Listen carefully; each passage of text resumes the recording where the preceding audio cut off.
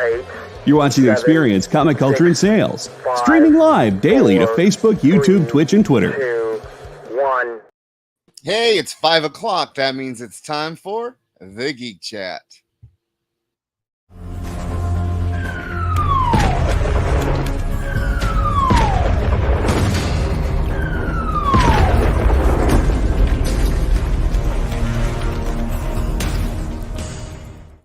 Hey everyone, welcome. It is the Geek Chat. I'm Rich. I'm Des. And we are on The Experience. Be sure to head to comicshoppingexperience.com, join the mailing list, and see what's on every day. The Experience has something on every day for you, whether it's talk shows like us or sales shows, God, say that quick, like Miss Jen, who was before us. So, hi, Des. Hello, Rich. How are you? I'm doing fantastic. And one of the reasons why I'm feeling very fantastic is because Rich and I and the Geek Chat we are going to be starting next week doing variant giveaways. Yay! So basically what that means is we will be giving away a variant cover for hopefully for one of the comics that we're going to be reviewing. If it's not a comic that we're reviewing, it will be a variant of a comic that is coming out that week. We're probably going to try to keep it to one of the books that we're reviewing.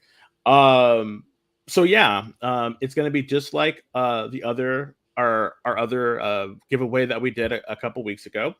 So when we start, you're going to use the hashtag experience. So it's hashtag EXP capital T capital G capital C for the Geek Chat and variant. So all lowercase. So it's hashtag EXP lowercase, uppercase TGC, lowercase variant. So experience the Geek Chat variant. And so that's what you're going to do. Yeah, exactly. So you're going to use that hashtag. You're going to flood our comment section to try to win a fabulous variant of one of the covers one of the comics that we're going to be reviewing that week. And it all starts next week. It all starts next week. It'll start on April 25th. So please tell your friends, tell your mothers and your sisters and your boyfriends and your girlfriends and your children and anyone who likes variants to come in and definitely let us know. A couple caveats. Only people who are able to enter right now are people who are using us or viewing us on YouTube, Facebook, and Twitch. So please sign on to one of those three platforms and enter in to win. Again, that'll be starting Instagram next week. People. I know, but not yet. But hopefully, we'll integrate that in the future.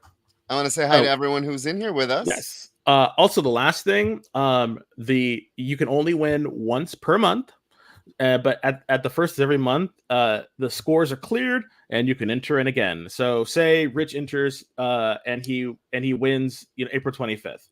He will not be able to enter into the next one, and he won't be able to win until March. And so March. Well, sorry, May. All right. It starts with M. It works. Whatever. Yeah, because we want to spread the love, and I know a few of you out there are pretty lucky people. So where is Lebec and why is Paul there? So Paul is on his way to visit his father. So I am here holding it down with the two kitties. They're not in the room because they're waiting to be fed. So we didn't want to hear all the meows. You'll hear them later, probably. All right. So, but yes, again, starting next week, we're giving away variants, experience TGC variant. We will announce this again next week. We hope that you win, and we hope that you tell everyone about it. That way we can, increase the listenership, and that way we can have a better community, and we can talk more to you all. So again, like, share, and subscribe. Yes. So want to get to it? We want to get to it. All right. All right.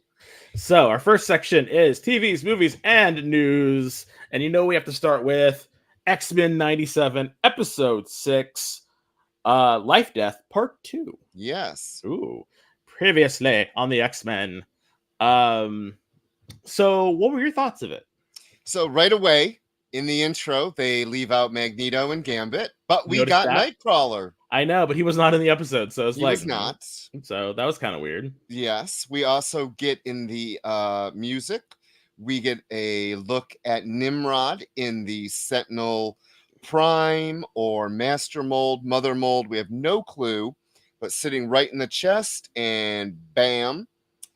And you were right with the space in the intro. This week we got Lilandra and Deathbird and the Legion of Superheroes. No. Very hard.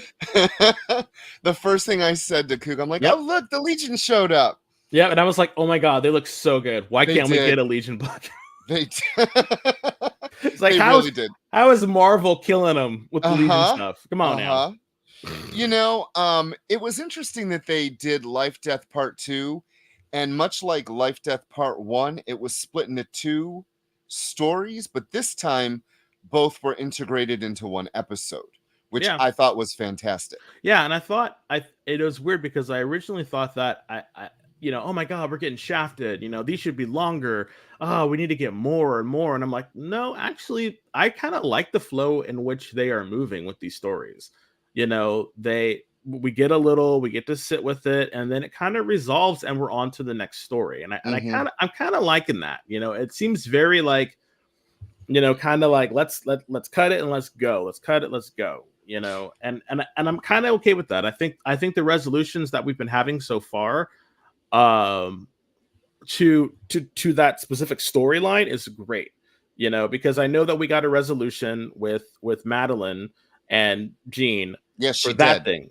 Well, but again, we don't know. We don't. Yeah. But when Madeline and Jean had their little tussle, and then she went off, we're like, okay, that's great. And I thought, okay, maybe we're not going to hear from Madeline again. But nope.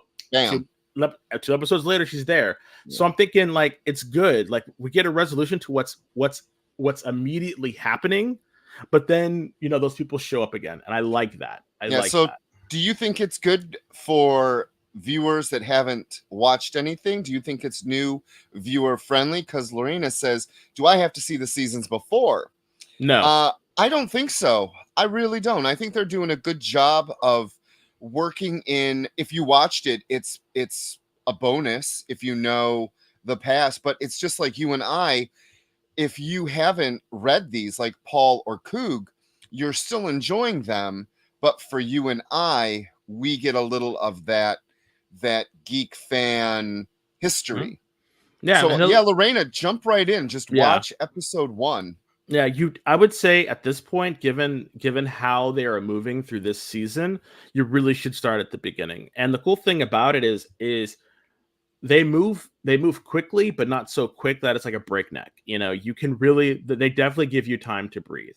And that's why we didn't see anything about Genosha, because this is all happening in real time. Well, we did at the end. But that's what I mean. It's like all that stuff that was happening with Storm and Forge was all happening at the same time that happened at Genosha. And I liked that. It's like these are all taking place at the same time, but we can only show you from their perspectives every so often. And I like that.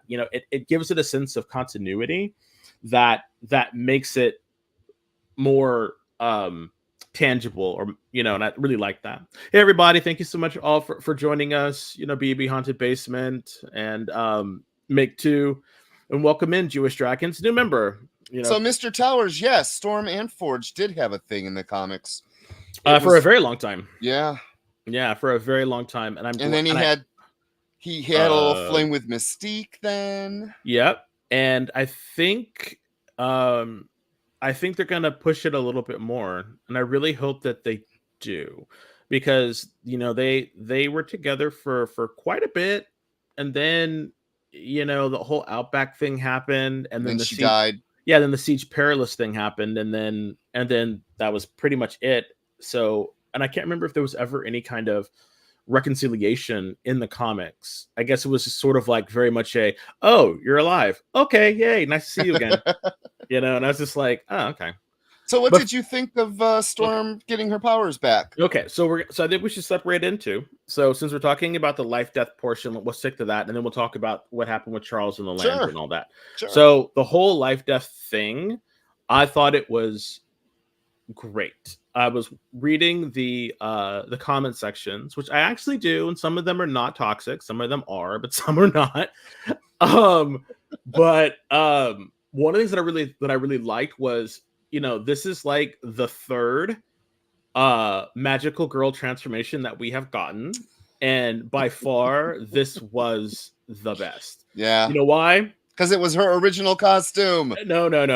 Yes, You know, yes, no. yes, You know why? Why, on your opinion? Because we saw Madeline when she became the Goblin Queen, and that was her magical evil moment, Yeah. right? And she got like a blowout and extensions, and I was like, all right, girl, cool. No, when Storm did it, she was like, no, put all of y'all. You know, she basically seriously went to Oakland, and she, you know, she got her hair did, and it was just like, it was like in between that session, she literally went and got like a complete like mani-pedi, a makeover, and the lightning, and I thought to myself, like, oh my god, this, like, she's really like living her best life right now. Like, she has commanded the wind, you know, to do her bidding. She wasn't begging anymore; she commanded it, and you know, people were saying that it made it more psychological, you know, in her mind, because she had to overcome her own fear of losing it and say, like, no, I am a goddess. This is who I am. And yes, 100%, you know, and it was like, she just came in, and I was like, yeah. And I felt bad for Forge because, number one, she's stuck in this crawl space. She has this magical girl moment, and this completely abandons him. She's flying up. She's in the sky. She's flying around with the deer. She was like, I can't with you all. Like, I can't. You know, seriously. I thought, well, I guess Forge is dead. I was like, I mean, but it was a cool moment. I was not expecting her to I wasn't expecting her to go back into her old costume, and it was a bait and a switch. Did you see that? Yeah. Because in the intro, she was in her punk outfit, and I noticed that, and I was like, I went back, you know, and I was thinking to myself, and I was like, wait a minute, she was in her punk outfit in the opening. I thought, okay, maybe they're gonna, you know, make her, you know, live this out a little bit longer, and she becomes her punk version. Nope. She went out, she went through it, and she, you know, did her thing, and I was like, wow, fantastic. I thought it was fantastic. I really thought, out of all of the magical girl moments, hers is the best. I really believe that they are going to do something with Jean next. I think Jean is going to have her moment, because, as you see, Jean has not been in costume yet. Mm-hmm. So I think that we're going to see Jean's magical girl moment next. And I don't think we're going to get, which is unfortunate, because I don't think we're going to get any of the boys doing any magical transformations, which is unfortunate. Unless we see Roberto. I could see Roberto finally coming to grips and having his magical boy transformation and becoming a full-on sunspot, but who knows? But yeah, she is 100% that, you know, that chick, you know. So Make Two says, I think it's a little fast paced, but it is definitely working like that. Yeah, I honestly, in the long run, I do agree with you, Make Two. But I'm glad that they're at least giving us time to breathe. They're giving us time to breathe. So what was your thought about the Storm? Yeah. So honestly, I'm a little disappointed that really, I wanted her powerless for a little bit longer. I really do. I really thought that her at least coming to terms with the fact that she is no longer powered up and learning to fight. I go back to that great fight between her and Scott for the leadership, and she took him down with no powers. I thought something like that would be great to see. That wasn't their plan. Their plan was 2 or 3 episodes, bam, she's back. Making it a mental block instead of... So I think his machine worked, but it was a mental block that she had to work through. Okay, I get it. Very much a Uh, Spider-Man. Remember Spider-Man couldn't that's always a classic trope in the cartoons. I have to will myself to be Spider-Man again. I have to right, will myself to be a superhero. So right. I also really like that she slapped him and then was like, "I love you." It's that classic, I even said to Kuglas when we watched it last night, and they were like, "Oh, I love you," and I was like, "Well, okay, emotions run high." yeah. And yeah, so I did really enjoy the end when they turned the TV on and she heard what had happened. Yep. And that also relates to the next part we're getting into Real is quick. when Charles got it. Real quick. Yeah, Because of the way it ended, do you think we're gonna get an intro, the next intro, and Forge will be in the intro? maybe. That would be kind of cool. But again, I think they're just giving people their dues in it because Nightcrawler wasn't in it. So Right. that's why But I'm thinking, okay, maybe we might see a little Forge thing in the next one. So I was kind of hoping, I'm hoping for that too. So I actually love the fact that every freaking week we get a different intro. They are really, really putting a lot of effort Yep. into X-Men 97, and it shows. And I love it. Shows from the intro never being the same, with them showing little clips of either what's to come or the past Mhm. that ties into it. Yeah. The intro, we turn it right up, we turn the volume up, and it is part of the experience of the cartoon. How And the you experience. can't say that about a lot of cartoons. You really can't. So about Charles and Lalandra, when he came out and he had on that outfit that From was the comic, from from the cover, was that 350 or I don't think it was. I it tried was the looking it gate up. it was The the gate. gatefold cover when they all were in space, they all were donning the yellow and Oh, blue. that beautiful Jim Lee cover. Jim Lee. I totally thought I was like, all right, here come the scrolls, yo, here come the scrolls. And then they were at the beginning, they were fighting the Kree. I'm like, Yep. yep, scrolls are coming, Huge 180 when he stepped out of that machine and he couldn't walk anymore. And it was The legs. the legs were making him walk. Yep. And I thought, okay. I thought all of that was great. And that might be one thing, Lorena, that you're asking about. A lot of their relationship took place in the past Episodes. past episodes of the original series. So we are picking up with a love that was already established in earlier episodes of the series. But again, you don't really need to read those, but Or what they're watch. and watch those because they talked about like the MCOM crystal and they talked about all that and the whole Phoenix thing. So that was that was in the cartoon, but you really don't need to watch that stuff unless you really want to go through and then you can just watch those 2 or 3 episodes. Yeah. Again, how awesome was Deathbird? I've always loved her. I thought the weird tubing she had around her breasts area, I thought that was a little much. I would have liked her. That was taken from the comic, though. Especially the skull. But it just the way it kind of laid on her figure in the animation. Then that was the one thing that kind of took me out of it. Other than that, I thought she looked great. I thought her actress, the voice actress, was fantastic. Yeah. Everything about that was great. I thought that the gladiator's voice should be a little bit deeper for some reason because he's literally a Superman knockoff. But I thought his portrayal was great. He is blindly serving to the throne of Shi'ar. He is 100% behind the throne. But the fact that they were wanting to lobotomize him in order to show his love, and then he had to school them. The whole thing in the psychic plane and the astral plane was fantastic. It really was fantastic. And right then and there, we got to see how much of a badass Charles is, because he didn't say please or I'm going to do this. He just literally took all their minds, just took them. No, we're going. Bye. And I was raise your hand if you have a question. Yeah, and then sat her ass down and put an apple in her mouth. I was teacher mode. Teacher mode. Yes. Complete. Yes, I thought everything that he was talking about the Shi'ar and who they are and how their society operates was fantastic. One of the best soliloquies or explanation of the Shi'ar Empire and how it works. Fantastic. Mm-hmm. Yes. Yeah. And then comes the foretelling of what has happened on Earth Yeah. with Gambit and all the death.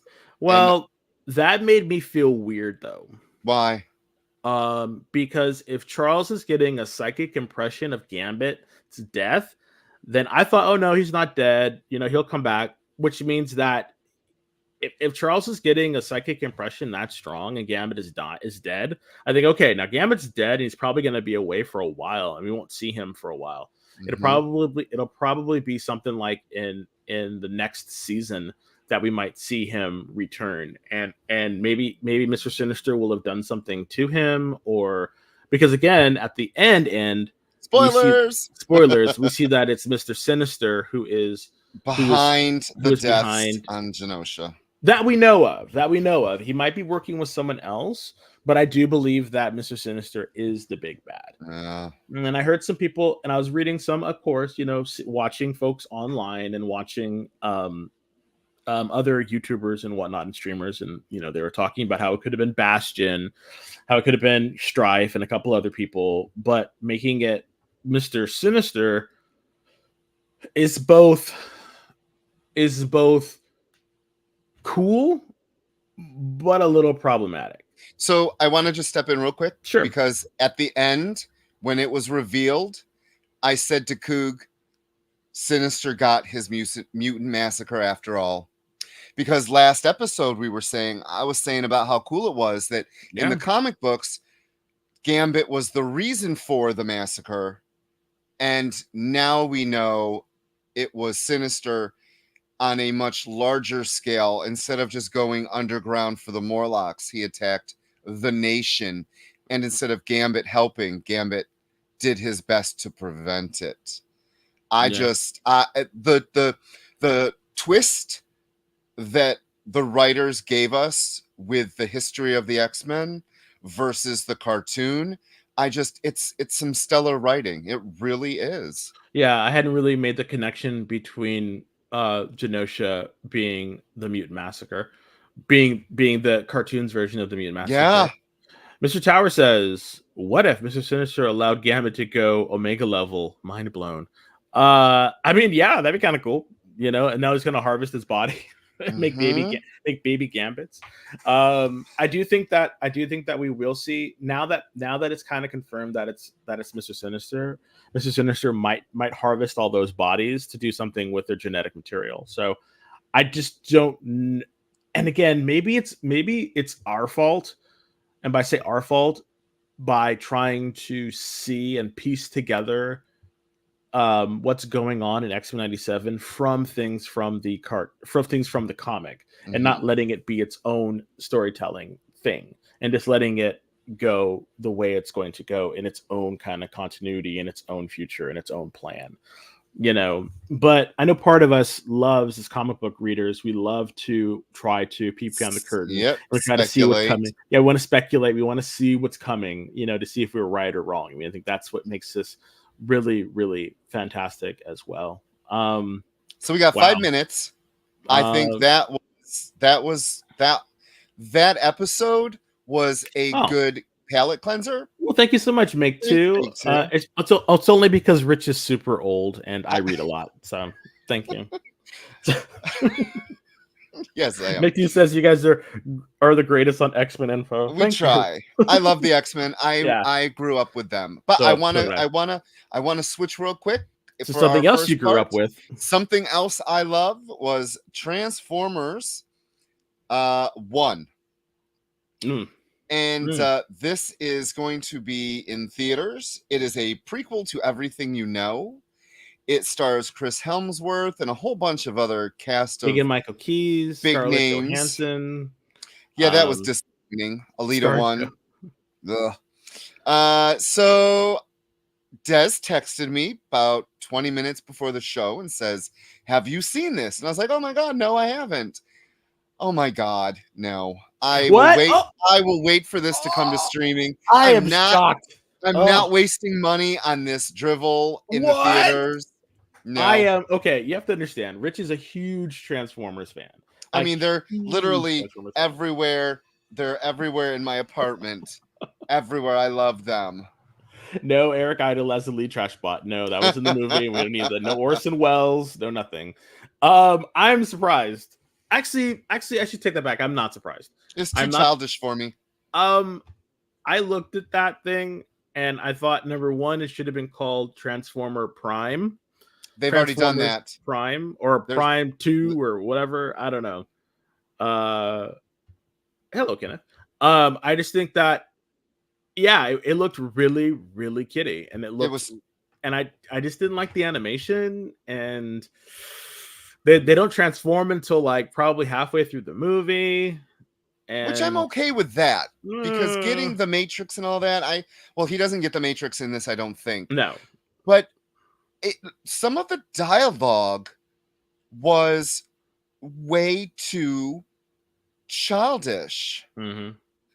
I mean, Bumblebee getting his face mask and then getting the knives, the hot knives that cut things, and that's Keegan Michael Keys too. I didn't realize that. It was just too childish, which Yeah. we have watched. I mean, I've watched on occasion the kiddie ones, but I don't understand why you would dumb it down. Transformers has never been. It was very Toy Story. Yes. I don't understand why you needed to dumb this down. Transformers is not a hard concept. Cars transform, the end. Like, they got to sell toys, and we get a whole new line of teen angsty, Optimus and him and Megatron being friends. And we're not gonna see them turn evil to each other, because if this goes good, we're gonna see we're gonna see Transformers 1, 2, or 1 squared. I want to know what the purpose of this was. We always talk about, when we read a comic book, we're like, why is this out? Who is this marketed to? This is marketed to kids. This is going to be marketed towards kids. And nostalgia and nostalgia. Oh, and Make 2, it's about that money. It is. And that's the sad part, because you have built-in fans from the last blah, blah, blah years that I don't think will connect with this new but line. their kids could. That's what I understand. The problem with a lot of this stuff is the demographic ages out, and they gotta repackage, rebrand, and resell. I don't believe that. I don't believe that. We're talking about X-Men 97 and how adults... I mean, it doesn't work all the time, And I see X-Men 97 and Transformers 1. They have the same goal, and they're doing it in two different ways. So I think they have their goal is the same in order to get ratings, get viewer, get money. I just think the way that they're going about it is one is more blatant than the other. Yeah. And I think one is much more conscientious of the viewing public and what they're trying and the message than the other one is, because Transformers has been around for forever, it seems like, as well. And then you put them out there, and the kids are going to be like, this is for a whole new generation. That's why they chose it. It's a whole new generation. The younger kids will go in. They'll say, like, that's Optimus, and then this whole, they can live through the fight between Optimus and Megatron now. Right. Now those kids who are, who are grown now, that watched in the 80s now, and then their kids, because technically, it's really sad to say this, technically we could be grandparents now if you really want to look at demographics and how marketing works. Our generation is technically grandparents now, so they're looking for the next generation. I just don't think you need to dumb it down, Des. That's all. I don't think you need to dumb it down. We grew up on those old Transformer cartoons, and they were not dumbed down. Yeah. But on that note, we are going to take a quick commercial break, and when we come back, we're going to talk about some new number ones comics. Be right back.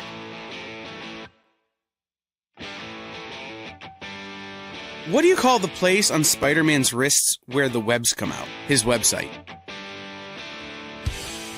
I hate myself for writing that joke, but you'd make me feel so much better if you just visited our website. We have links to our merch, new release lists, all the show info, and so much more. TheEXPLive.com.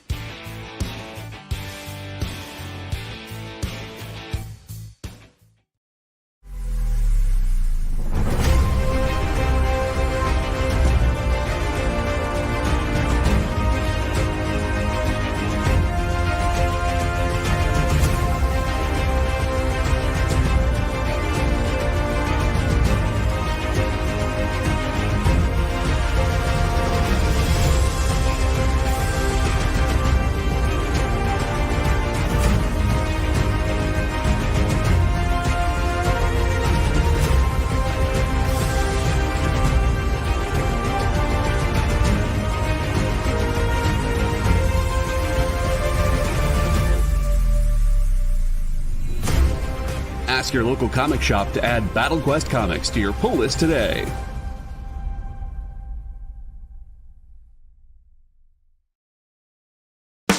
You love comic books. You collect comic books. But even if you own a rare... You love comic books. You collect comic books. But even if you own a rare, expensive issue, it's still a copy. How would you like to own a piece of comic book history? The actual art pages the comics were made from? Oh no, you say. That's too expensive. Regular people can't afford that stuff. Can they? Nick Ferrucci says yes. Join the founder of Dynamite Entertainment for the original art experience on YouTube, Twitch, or Facebook. Incredible art at almost unbelievable prices.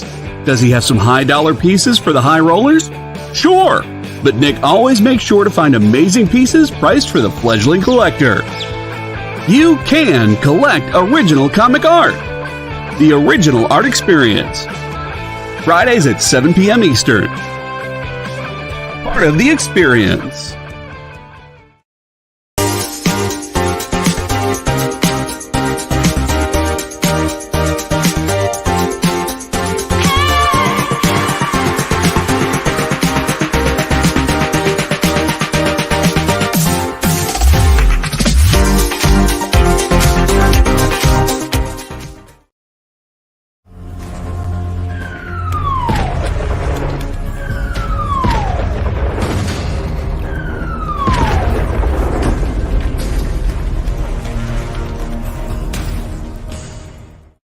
Hey everyone, welcome back. You are watching the Geek Chat on The Experience. I'm Rich. I'm Des. And be sure to head to comicshoppingexperience.com to find out what's on every day. And on Thursday, your Thursday lineup starts bright and early at 8 a.m. with Jam Comics. Two great guys. It's a fun show to watch. Then the Dan Wickline show at 2 Eastern. No. 5 Eastern. No. What's in the box with Jen, Miss Jen? She's, I hate this timey-wimey shit. So what's in the box with Miss Jen? Us, the Geek Chat, and then next up after us is Sketch Up with Mog and Mel. And today's guest is Todd Rayner. So yes, be sure to do that. And I just want to say to the experience that posted about not knowing what to do with Transformers, trying to hit that that nostalgia. It's the comic books. The comic books right now are nailing it for I'm loving it. It's the Energon universe. It's a crossover between G.I. Joe and Transformers and a new book, Void Rivals, which kicked everything off. And it is from the beginning when they land on Earth. It is adult. Yeah. It is nostalgic. It is amazing. It is a great book. If you love Transformers, pick these books up. It's kind of like the books are kind of like what Marvel's doing with X-Men 97. So it's just in comic book form. So yeah, it's Cobra Commander, Duke, Transformers, and Void Rivals. Those are the ones that are really, really good right now. Check them out. And I bet you someone will do Ren and Stimpy. I loved it. More Ren and Stimpy.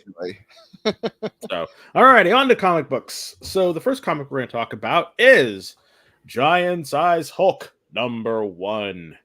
Bum, bum, bum. I have to tell you this 100% before we even start.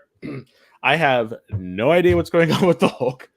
I have not read a Hulk book in I don't know how long. So I literally have Uh, no idea what's going on with the Hulk. uh, So I am let- reading the Hulk books. So I'm a couple issues behind, though. for me, okay, we've reviewed a couple of these giant-sized issues, and they're supposed to be self-contained issues that tell a story. I'm assuming. Again, they didn't tell us what these. Marvel never said what these were or why they're doing it. I just, I just look at it as like, okay, if you're gonna spend your $5.99, $6.99 because it's a double size, there's 2 comics in it.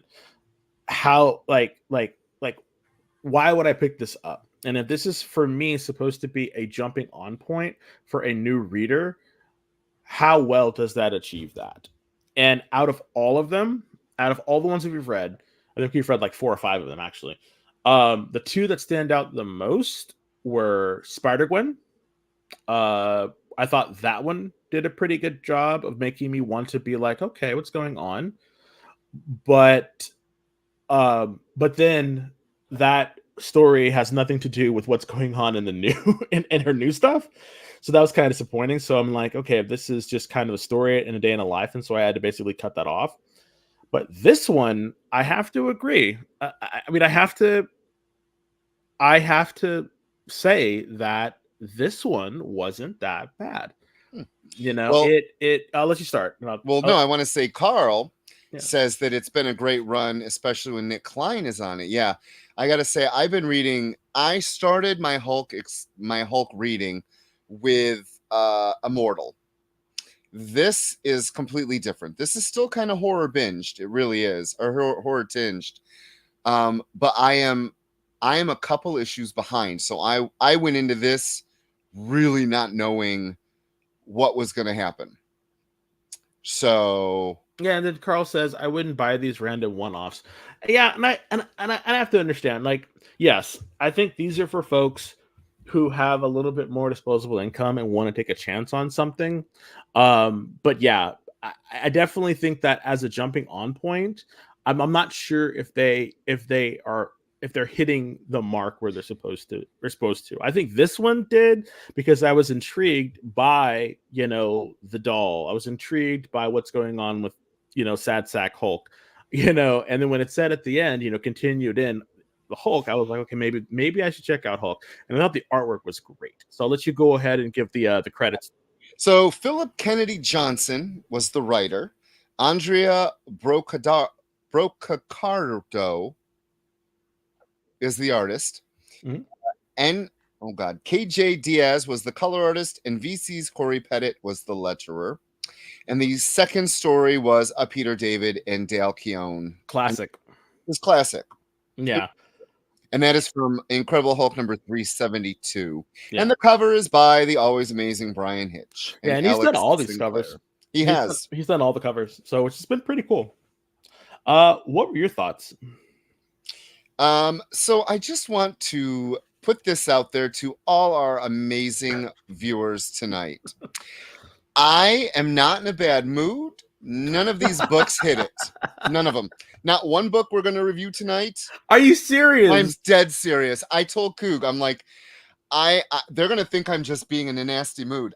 The only book I liked was a book from 40 years ago. So my impression of the giant size Hulk is the giant size line is just like the Marvel voices and the DC specials.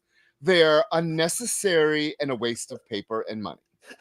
There was zero reason this couldn't be the next issue in Hulk's book. Not one reason why this could not be Hulk number, whatever number we're up to.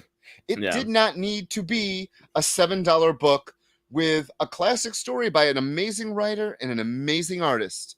This book was unnecessary, which makes me really scared because what we're reviewing, I think it's next week, is the Angel book.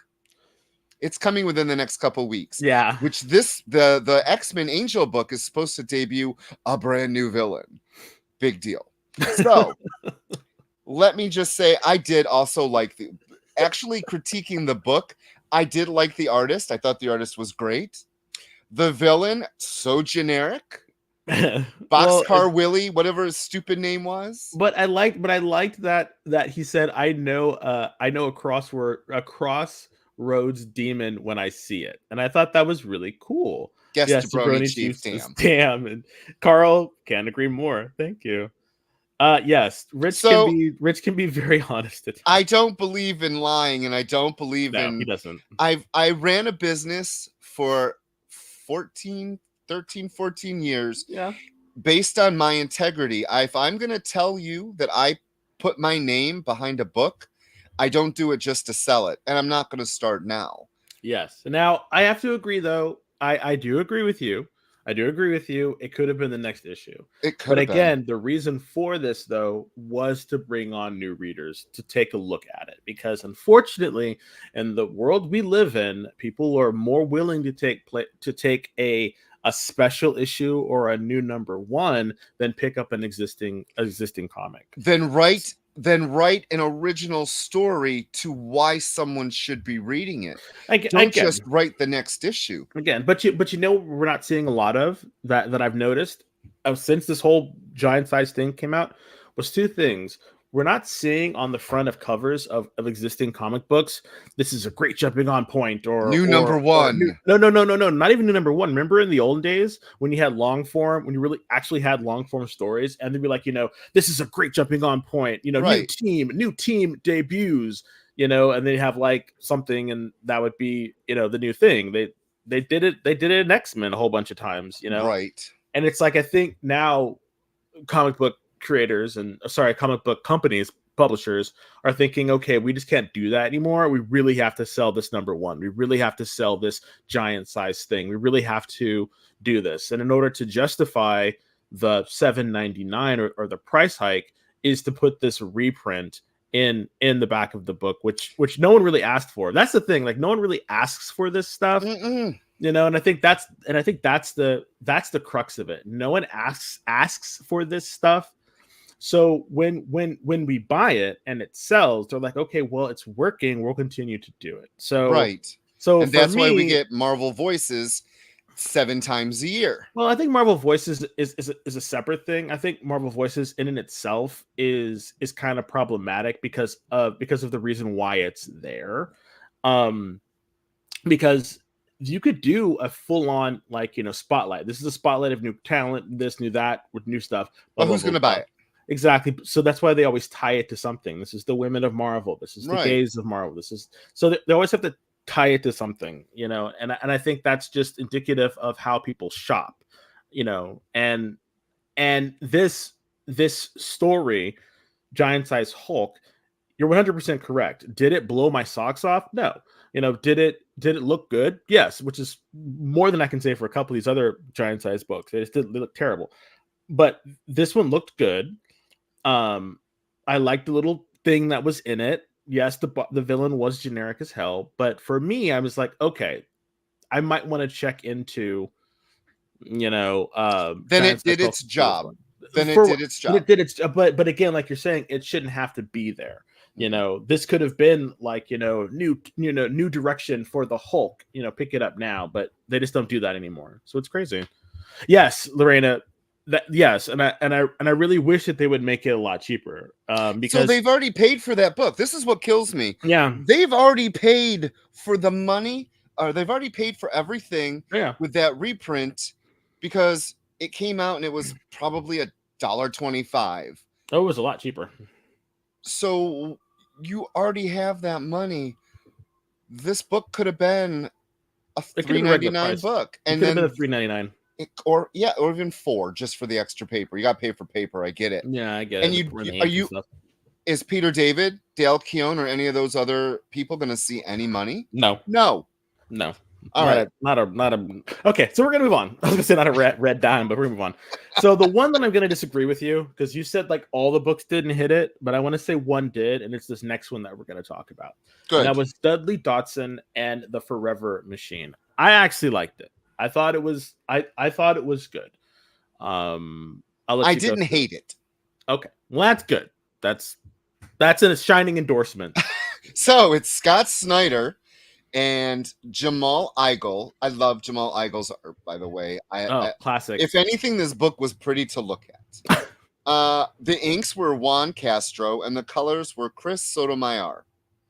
And the lettering, which I think is funny, the lettering's on the other side of the page because, you know, letters get shafted, was Tom Napolitano. They do get shafted. It's annoying. I like this book, and I'll tell you why I like the book. Why? Because it had those damn Dwayne Wayne glasses that he had on. Like, if you ever watched A Different World, I was going to say, I don't think a lot of people are going to understand that. I cannot understand it. So, in a nutshell, you have a secret society of inventors that started way back in ancient Greece, and there is a machine that is that inspired by an old movie? No, to my knowledge, it's not. But it is sort of so the dog. So it's the black guy and the dog talks, and the dog is the little cute corgi dog, is in essence the founder of this secret society of inventors that have been gathered together to protect the world from this otherworldly evil that has penetrated society and is trying to reopen the gates to get more of their people in to take over the earth. That's pretty much what happens. But the twist is that Dudley Dawson was not supposed to be inheriting of the watch. The watch is the key, basically. The watch is the key that opens up the thing. So I thought it was fun. I thought it was a fun read. I thought seeing, this nerdy, black kid, in high school, though that's the one thing Jamal does a little wrong, is he makes him look older than he is. He's supposed to be 14, but he comes off like he's in college. You know who it reminded me of? Who? Mr. Terrific on yes, on the Arrowverse. The Arrowverse. Yes. I've totally got that. I totally got that feeling too. So it has this classic sort of 90s feel to it because of the flip shades and how everyone's talking, but it has this sort of futuristic aspect, and sorry, not futuristic, this extraterrestrial aspect to it as well. And for $4.99, and this is the difference between Dark Horse or a smaller publishing company and a larger publishing company. And you think this is ass backwards if you ask me, but you would think with more money you'd be able to take more risks, but you'll find that it's the smaller companies that are taking more risks. This book was, I think it was 44 pages. It was double sized. Yes, for $4.99. Yes. You got 2 issues in this number 1 for $4.99. I was blown away by that. It is a thick book. It is a good read. Scott Snyder is an established, writer, and I think that this story is. I think it's very interesting because I like the writing and the characterization of the characters that we have gotten so far. I mean, I think it's pretty good, and it looks like it's only going to be probably 4 issues. Probably 4 issues. Because Dark Horse really doesn't do super long ones, but I'm wondering if the next book is going to be a regular 22 size or if it's going to be 44 like this one was. I can find out for you. Yeah, but I really believe that this is the type of thing that, and I don't hate to say this, but I feel that independent comics now, because there's such a market in Hollywood for taking properties and making them into cartoons or movies or whatever, or series, this is something that could translate well into a series. And I'm thinking that we're probably going to get 4 issues, a total of 5 issues when we're all done. It's going to be collected, and then we might see it optioned later. I really hope that this becomes a regular series that they're able to do, maybe like a smaller individual stories for these characters. It was really fun. What were your thoughts? I didn't hate this book. I just have no interest in reading the number 2. And I think that's the thing. Yeah. For me, inventors, okay. Do I want to read about a society of inventors? As gorgeous as the artwork was, for me, um, I don't. Yeah. The That's premise just didn't not. sell you. No, Yeah. no. I did, like I said, the art was amazing. I thought some of the designs were fun. Some of the ideas Scott Snyder had was a lot of fun. Like the inventor of the roller coaster created the way into the room. Like, Yeah. there's a lot of good things to this book. Yeah. Unfortunately, it just didn't interest me enough to read the next issue. Yeah, and that's fine. I think that's what's so awesome about comics is you can, especially good comics, when they're actually like doing their craft in a really like positive sort of way. And I think that's what this is. And Jamal Igle is just very opinionated online if you follow him. Yes, and he is. So for him to do this comic is something that he probably very much believes in. And the fact that it's a black antagonist is actually pretty good too, and that he wasn't the first choice. And so then you have that kind of dynamics going on, and then his father's sick. So I don't want to spoil too much if you decide to read it, but I thought it was a really good read, and for this week that have to be my recommendation because it was just so like together. Like I will agree with you 100% on that. It just wasn't for me. Yeah. But if you are looking for a new number 1 and you like anything that we've talked about, pick this up. I think you might enjoy it. Now, the next book we're going to talk about is a book that you've probably picked up. Well, if you're as old as Rich is, you probably did pick it up. You're probably whispering in, George Perez's ear when he was writing because you probably were the same age. This is our retro review of a brand new comic that just came out. I can't believe we're doing this one. I am so excited to read for the very first time, the first issue spectacular Crisis on Infinite Earths. Only this one has a $3.99 price, which pisses me off because you paid for this mother effing book for the last how many years it's been in trade. You've made your money, Marvel. This should not have been That's a $4 DC. book. That's DC. Or That's DC. I'm so sorry. That makes it even worse. DC. Yeah. These facsimile books should be $100%, $1. They should not be a regular cost of a regular comic. Like I think that's highway robbery. I love me my gimmicks. So yes, you can make this foil cover, and it is foil. Yeah. It is a gatefold, or not a gatefold. What do they call it? Front and back. Oh, just wrap a double around. set. Wrap around. Thank you. Wrap around. So the foil is wraparound, and the whole reason they're doing foils for every single issue in this. And I need to get me my foils. You that 90s nostalgia's I love it. You're like Okay. So in case you didn't know, a crisis happened. And this is the first no. This is actually the second one. The first one happened in The Flash, The Crisis of Two Worlds. Yeah. So this is actually the sequel. Where is the... Yes, Lorena, he is definitely a sucker for foils too. He is definitely a 90s fan. I do. I love it. Okay, so... And yes, Carl, $4.99. I'm sorry. For as much comics as you get, $4.99 should be what the cost for it. Okay, so it is written and edited by Marv Wolfman. He's this good new young talent. And it's penciled by George Perez. May he rest in peace, because he is one of the most amazing artists in our lifetime. Inked by Dick Gordiano. Lettered by John Costanza. I wonder what's going on with John and that Dick guy. I wonder if they're still around. And then colored by Tony Tollin. So this little man in the corner, his name is Pariah, and he ends up on all these worlds that are ending. And this woman named the Harbinger is collecting all these heroes that sadly don't exist in the DC universe anymore. Some of them do. Not these great versions. They exist in crappy versions now, but we're not going to go there. You're killing me.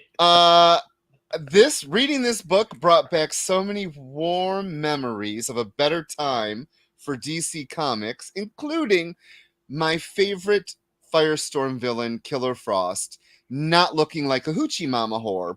She is dressed in her original. Dick Gordy. That's may he rest in peace too. Thank you.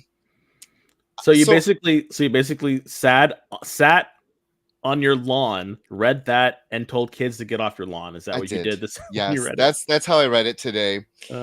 Yeah, I don't know. Just reading this, like, I love Firebrand.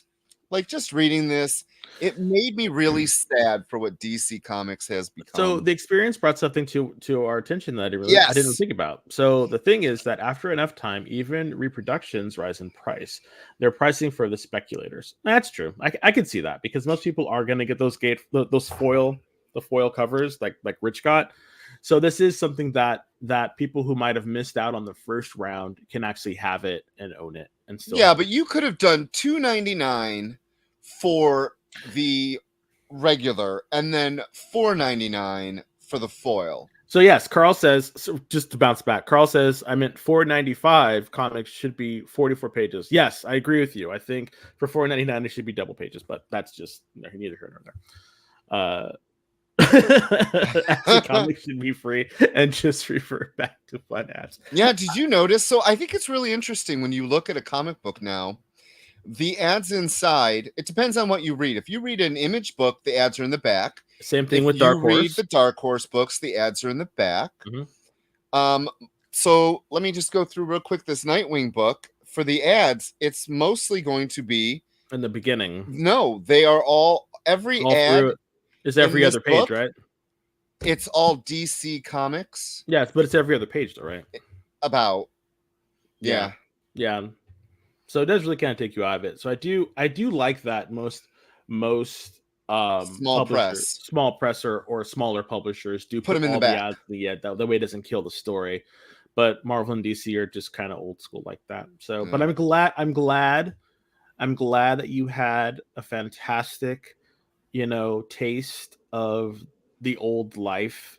The good old days. The good old days. The only thing that'd make it better if it was on newsprint. Oh man. Oh, that smell. Get that ink on your fingertips. I love it. Lick it. Ugh, gross. Lick it? Yeah. No. Smell your fingers. So, and on that note, while Rich goes and smells his fingers, we're gonna take another break, and we'll be right back after this. See you in a minute. Bye. Download our app on Google Play and the App Store. It's so simple, even my mommy can use it.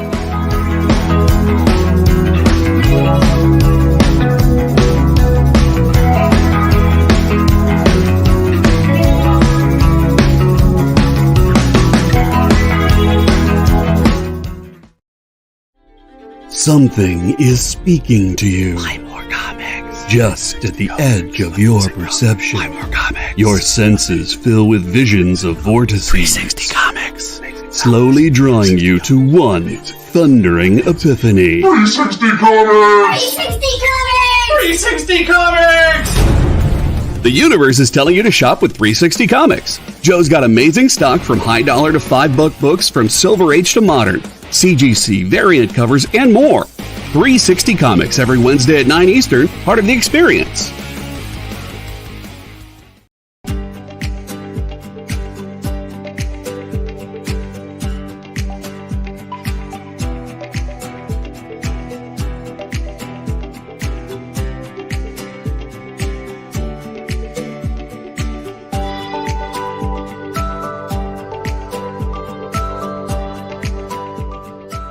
There's something for every imagination at your local comic shop.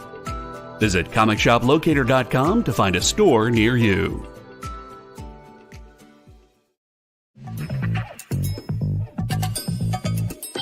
Live from New York.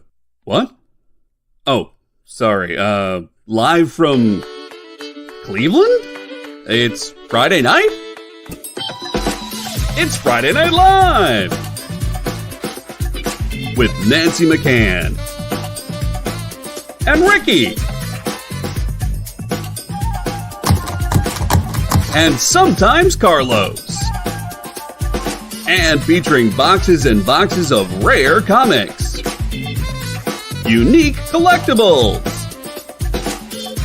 lots of smiles and conversations with new friends.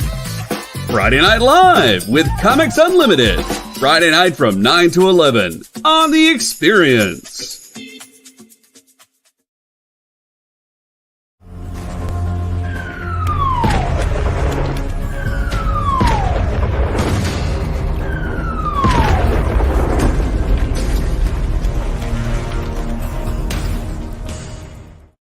Hey everyone, welcome back to the Geek Chat. I am Grumpy Old Rich.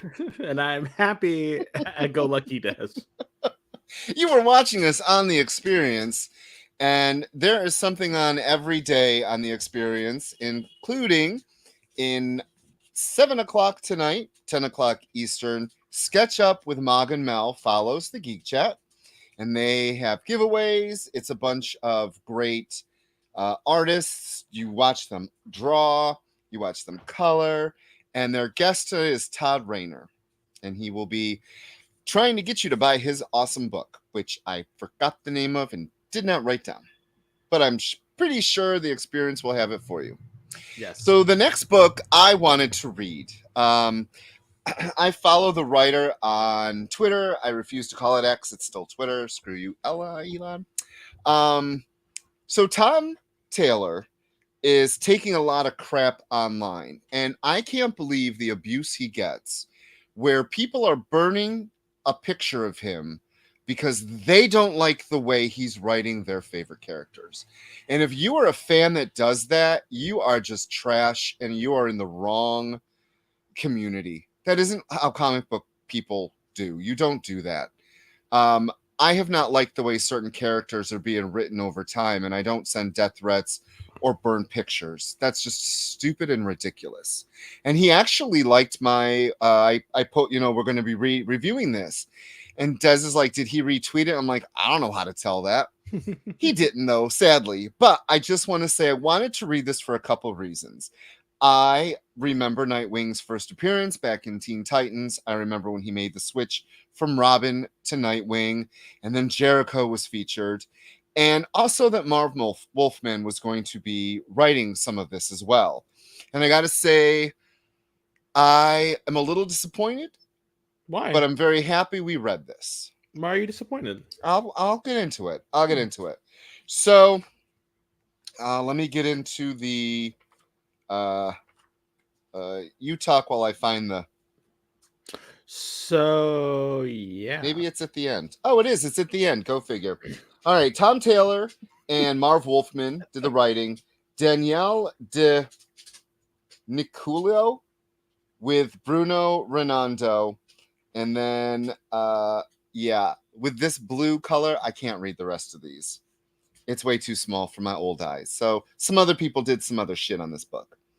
Some other people did. Nightwing. So, okay. Yes. Okay, so Nightwing, say what you will about the man, but I really enjoyed Chuck Dixon's run on Nightwing. And I really, Todd Rayner's book is called Annabelle. Thank you so much about it. Yes. At the link that was posted by The Experience. Thank you so much. Thank you. Again, say what you will about Chuck Dixon. I loved his run on Nightwing, and him and Scott McDaniels, their run on Nightwing was legend. Say it with me, Derry. It was great. It's fantastic. Some of the best world building of Bloodhaven. Everything about it was great. Just top choice. I read that, for just, and then I stopped reading for a while, and then I got back into it, and I started reading some of this, the Tom Taylor run, and it's not bad. It's not like earth shattering, crazy stuff. I always thought that Nightwing was always Batman light. And that's fine. I think Dick Grayson's characterizations, I really like Dick Grayson. Out of all the Robins, he will always be my favorite. Jason Todd, not Jason Todd. Jason Todd's my favorite. No, the third one. I can't remember his name now. Ugh. Anyway, I always liked him, and so when Tim Drake? Tim Drake, I like Tim Drake, because he was the smart one. But I always liked Dick Grayson, and I've always had a soft spot for that character in my heart. I read Man from Spiral. I read a lot of his books, and so with this book, it's just kind of it's very much like I don't know. It's like it doesn't. It's like spaghetti.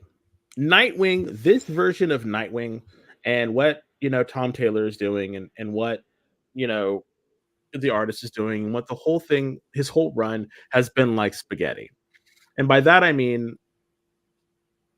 it's It's hard until it gets wet. no. It's like you can always eat spaghetti. It's not good, it's not bad, it's just spaghetti. And Well, you'll then be you have not had satisfied. the right sauce. No, I'm just saying it's always satisfying to read the book. You know what I mean? Whenever I pick up No.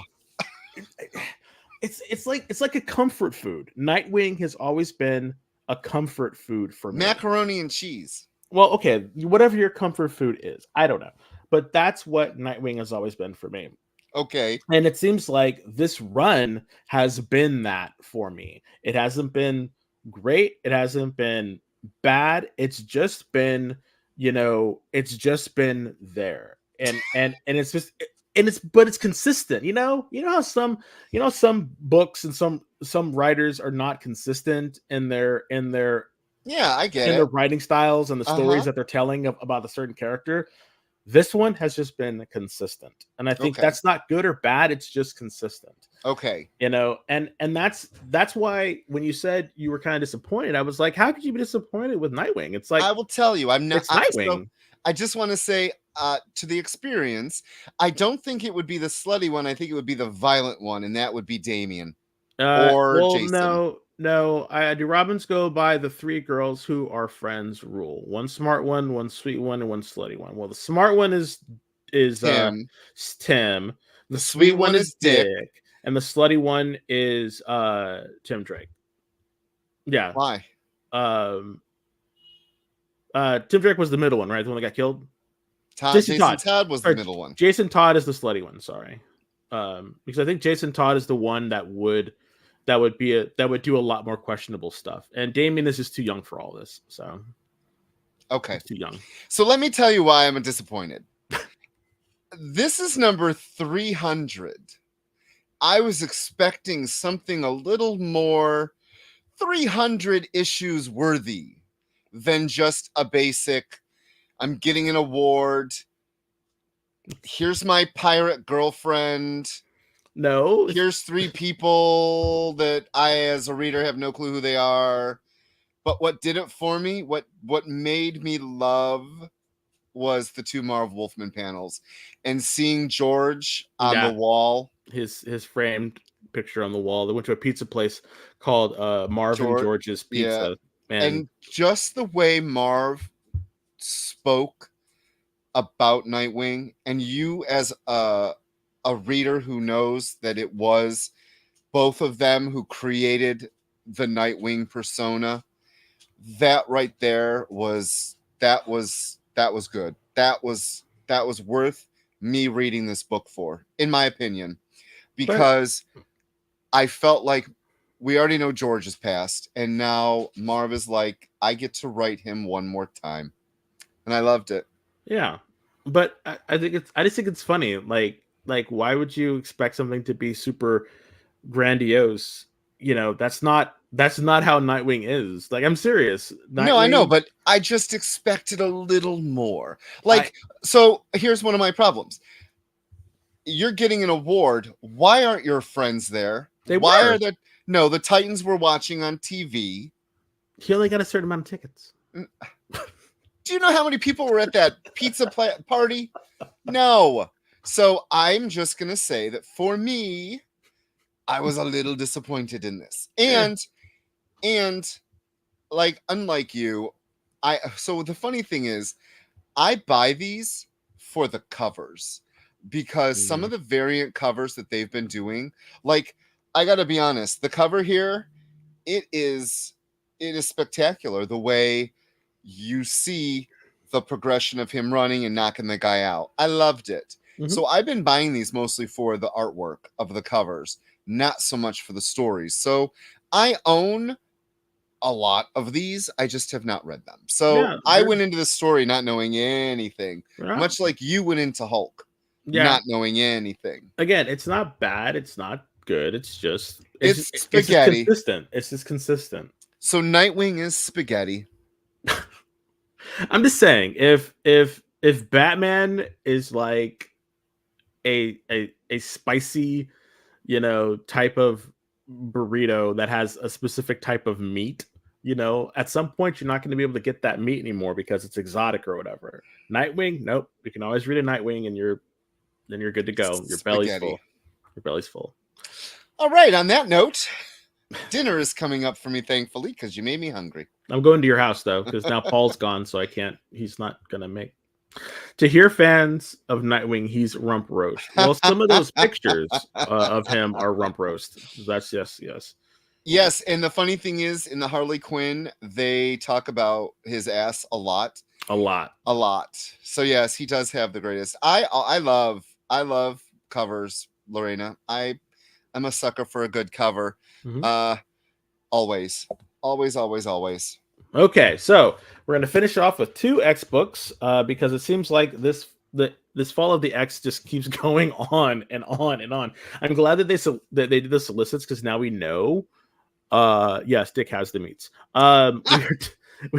We're definitely coming to an end with all of the X-Men, but it seems like it has been going on. So over it. So that was me reading both these books. Just freaking stop. So we have Dead X-Men number 4, and useless. That was the final. That was the end of the that 4 miniseries that they had, and the recap basically is that, which is kind of annoying, but because they jumped to these different realities, Moria's lives, and because Prodigy had part of the M crystal that the Omicron crystal that one of the club Sinister had to use his machine, in order to become his dominance. So the Omicron crystal is singular in every reality. There's only one. And because they went to all the different of Moria's lives, he recorded a piece of all of them, and that is part of the Omicron crystal. So they are part of him now, or part of that crystal now. So they're able to now, I guess, formulate a new plan in order to do something with the dots. So this is why I think the Enigma is going to be trapped in the white hot room, because they're going to use this weird thing that happened with Prodigy in order to trap it there. Yeah. And this is going to be the resolution to Fall of the X. All right, so Dead X-Men was written by Steve Fox, David Baldion, an amazing artist I love, drew 3 pages, Bernard Chang, and then Vincent Karatu did the rest. So many artists. Frank Martin was the color artist. VC's Corey Pettit did the lettering, and that is a cover by Lucas Warnock. Yeah, this will have some lasting effects, I assume, with the main, because it says to be picked up in the next X book. So we're gonna see what happens. Well, we already know what happens. I know. Spoiler alert. Rachel gets shot. So okay. So this is supposed to be in the past, right? Before, right? It picks up right then and there. This issue takes place right between when Charles went into Moira's life as a child. Yep. And before he came out of it. So it happens in this very, very short span. Yep. Now, my biggest complaint for this was these this team could have been anybody because they've had no, except for when Jubilee saw Emma dying, I don't think any of these people actually had a character moment. Until the end of this, they could have been anyone generically thrown in because we've seen them do more action on the outside going than any kind of character work. And I think that the character work on the really weird, you have to turn the page because the page is the long way. I was like, oh, and then it's like, let's see, there's 4 pages left to the story. We finally get a little of who these characters are and were. Yeah. So 4 that issues little round gone top, by. that little round table, right? When they're all saying their Yes. last piece. I was so annoyed by that. Yes, and we get it. They show Joanna Cargill as Frenzy in her original braided look. Do you remember that? Oh yeah. They show Jubilee in her like original costume. They show Sam in his. They show Dazzler in her disco outfit, and they show Rachel as her Phoenix with the yellow flame bird. So finally, it took 4 issues, and on the 4th or 5th last page, we finally get a little bit personal with this group of X-Men that are dead, who are alive now. Okay, I get it. I was annoyed.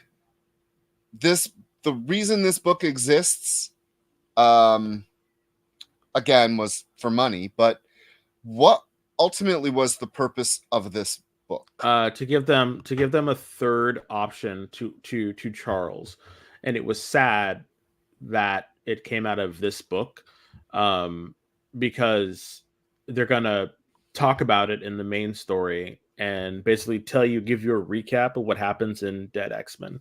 I think that's why it was there. And the saddest part was that the reality or the Moria life that they were in. They met the club, Mr. Sinister, the one that's in the bubble. Orcus or not Orcus, Orbis. Yeah, that one. Orbis something or other. Yeah, and so he in this book is when he reached the Dominus, and that was when he realized that he had been tricked and there was already a Dominus. So you actually got his ascension as well, because you got all 4 of the ascensions of the various different Sinisters in various different books. Orbis Stellaris. Yeah, so this was his, and I'm sorry, out of all 4 of the Sinisters, he got the shaft the most out of all of them. I feel bad for him. But yeah, it was just to give them something else to do. I don't think this book needed to be done. I think they could have just done one long form book and did it. I don't know. I just ended, like, the book ended and I was just kind of like, well, okay, that's that. So it really could have been told in like a one shot, or 44 pages, 52 pages. Yeah. Because the whole thing that really made it kind of all weird was all this happened by happenstance, because they didn't realize that what happened to Prodigy is a third option until the end of this book. Right. So all the stuff that they were doing beforehand was just like, what were they doing? I know they were trying to like find some clues as to how to stop Moria and blah blah blah. Like, I get that, but so I don't know. I just thought the whole journey and then the payoff we got was just very unsatisfying. I did enjoy Moira's last words of, I can't believe not even going to be a mutant that gets me, you know? Yeah. And it ends up being Jugs. Yeah. So, that was kind of cool. So, but again, you know, every issue took 3 to 4 artists. That I don't understand. You know why? Because you know it's why? rushed. Yeah, because it was rushed. They thought of this, you know, really probably late in the game, and they said, hey, we can do this. And you're like, okay, great. And they just farmed it out to some artists who can really get the stuff done. That's pretty much probably what happened in this book. You know? And it was the next patchwork. book we're going to read. God, there were some ugly pages in this. So the next one we're going to read is Fall of the House of X, number 4. I thought the cover was great, though. So, Jerry Duggan, the writer, Lucas Wernick, and Jethro Morales were the artists. Brian Valenza did the color artist. VC's Travis Lanham did the lettering. And that cover is by Pepe Larraz. That's No. why it's so amazing. Yeah. And Maite Gracia. And then it So- had a whole bunch of variants as well. So the stuff for the Enigma is taking place in the other book, right? Yes. Okay, because it's kind of jarring to go back and forth between the two of these, but that's how they decided to write the narrative, to kind of bookend what Hickman did in the first one. So I get that, but I'm finding it really kind of jarring. But anyway, so we have Sentinel City, and we have the Omega Nimrod, I guess, Omega Sentinel Nimrod hybrid thing that can be multiple places. And I think the best thing that happens out of all this is Charles Xavier betrays the mutants. Yeah. You seem like you're not buying it. I just think that they just keep convoluting this story more and more and more. It's almost as bad as, so we weren't doing the show, but we would have trashed the book. Do you remember right before they relaunched House and Powers, it was uncanny. It came back and it was the Scott and Wolverine and people died and they did all this stupid BS and it made zero sense. And I feel like I honestly believe, you've been saying it the last couple of months, they really just did not know how to end Hickman's ideas.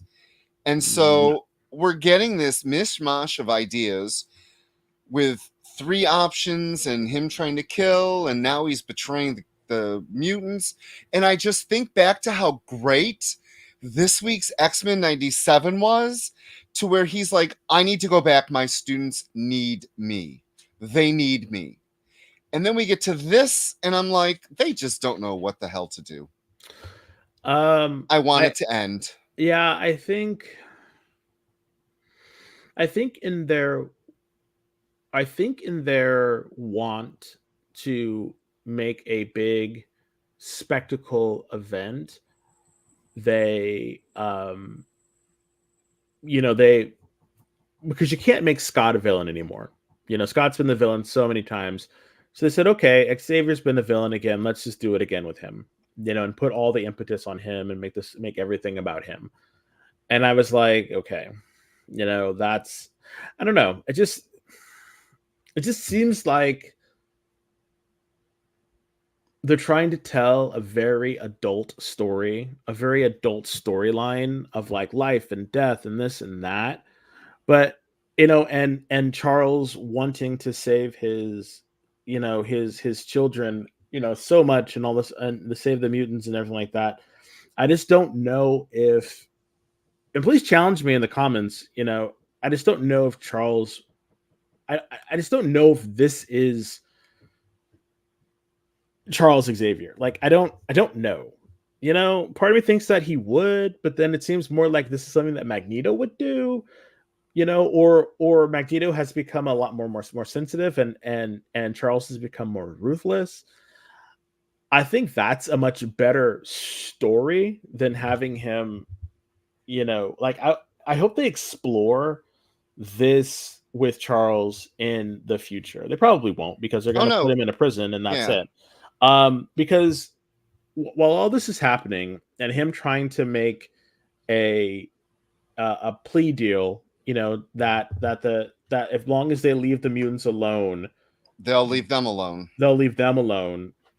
And then Nimrod saying okay just seems like, why would Nimrod say okay? Right. Like, his whole thing is to wipe the it doesn't, like, the motivations and what's happening, it doesn't ring true. It just doesn't seem like this would be the way that they would get out of all of this. Right. It just seems like they're writing Charles so short-sighted.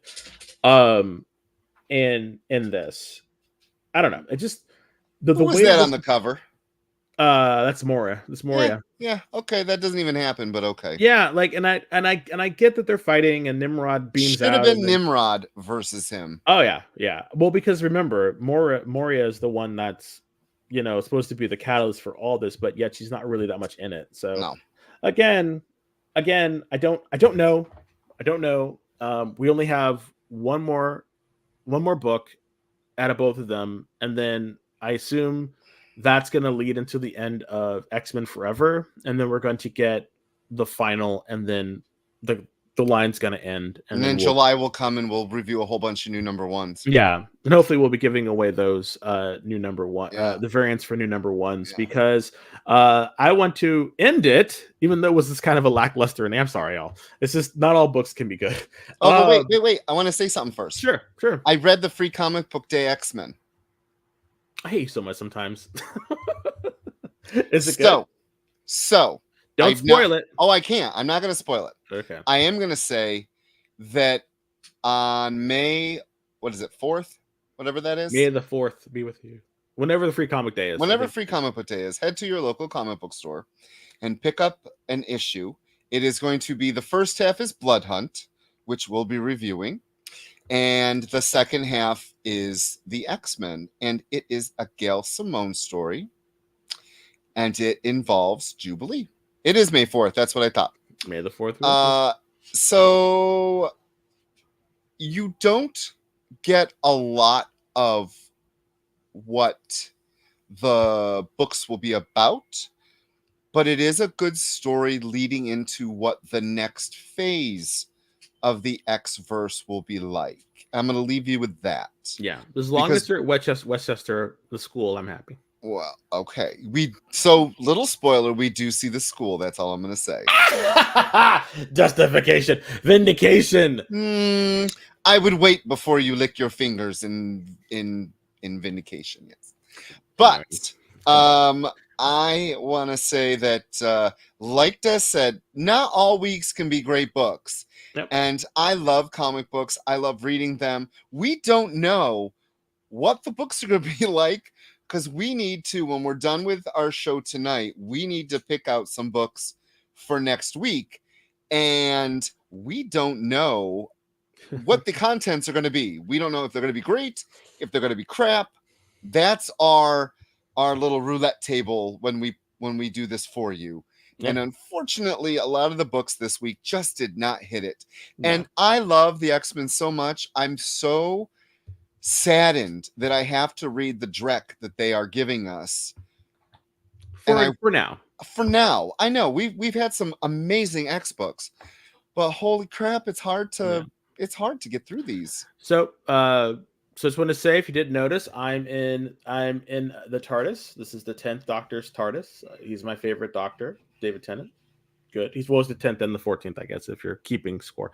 But wanted to say before we end it that, like I said at the beginning of the show, we will be starting the next show, April 25th. We will be giving away variant covers, hopefully for the books that we are reviewing for that week. If not, it will be a variant of a book that came out that week. To enter, all you have to do is use the hashtag EXP lowercase TCG uppercase variant. And we're going to be doing this for the foreseeable future. So hopefully we can get more people to join into our community, can continue to grow our channel, because we really do this because we love talking to you guys. You guys are awesome for watching us. Yeah, thank you all for basically, making this, happen for Rich and I, because we can just talk to each other so much before, But remember, you can only vote. You can only win once per month. So again, if you win during the month, you can't win until the next month. So that's one thing that we can spread the love to as many people as possible. So does that mean the winner of next week's book, they can just automatically win the following week because it's May? Well, no, it's not May. It will be May. We have another week after, don't we? No. How many days do you think there are? Sorry, yeah. So sorry, I thought there was one more week in April. I'm sorry.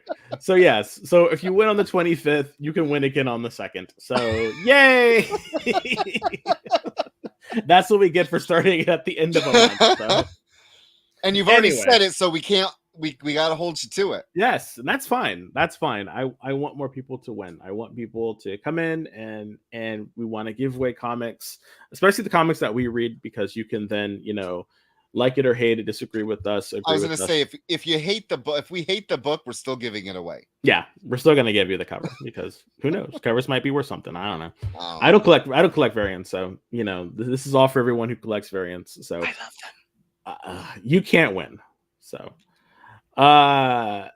it's gonna be May. So anyway, and on that note, we're gonna leave. So for Rich and JD, keeping us working. I'm Des, and we will see you next time on the Geek Chat. Bye. Bye. We know you probably get a lot of emails, but could you please make sure to sign up for our mailing list? We don't send a lot of emails, and we try not to bother you. We just want to give you the best information about all the cool stuff that's going on around here. Sign up on our website, theexplive.com.